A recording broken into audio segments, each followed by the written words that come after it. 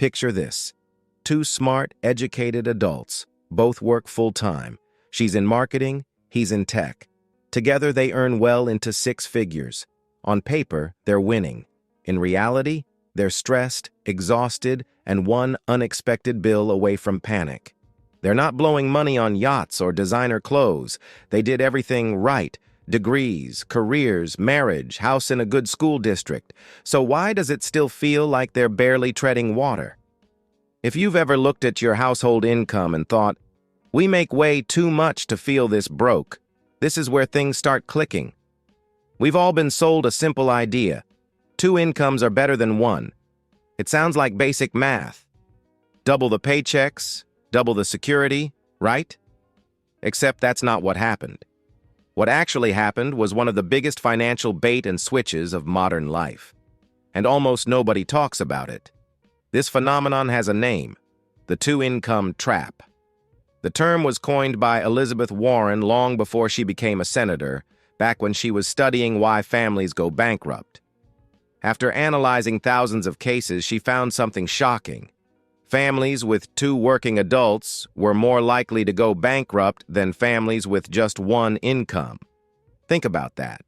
More work, more stress, more money coming in, and somehow, more risk. Let's rewind to the 1970s. Back then, most middle-class families lived on one income, and that income wasn't just barely enough, it actually worked. One salary could cover a home, health care, food, transportation, and still leave room for savings. More importantly, families had margin, and here's the key part: they had a backup plan. If something went wrong, the non-working partner could enter the workforce. That second income was insurance, not necessity. Now, that backup plan is gone. Two incomes aren't optional anymore. They're the default. Most families need both just to survive. Yes, households earn more than decades ago, but the cost of being middle class has exploded. Housing, healthcare, childcare, education, every extra dollar got absorbed.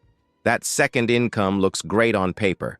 But once you subtract higher taxes, childcare, commuting, convenience spending, and sheer exhaustion, what's left? Sometimes almost nothing. Someone works full-time, misses family dinners, lives in constant rush, and the household nets a few $1,000s a year. That's not freedom. That's a trade-off. Nobody explained. Here's where it gets dangerous. Families start making big decisions, houses, cars, loans, based on both incomes lasting forever.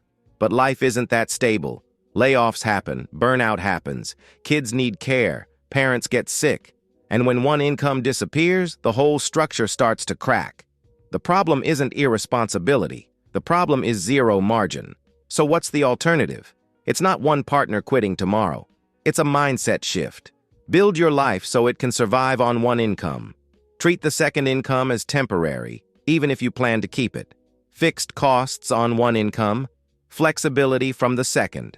That's how you buy back options. It's not flashy. It means smaller houses, fewer upgrades, ignoring social pressure, but over time, something powerful happens. Savings grow, investments compound, and suddenly you're not trapped anymore. You're resilient. The two-income trap isn't about money, it's about flexibility. And flexibility is real wealth. Now that you see the trap, the real question is, what are you going to do differently? If this video made you rethink money, hit like, subscribe, and stick around. We talk about the stuff nobody explains.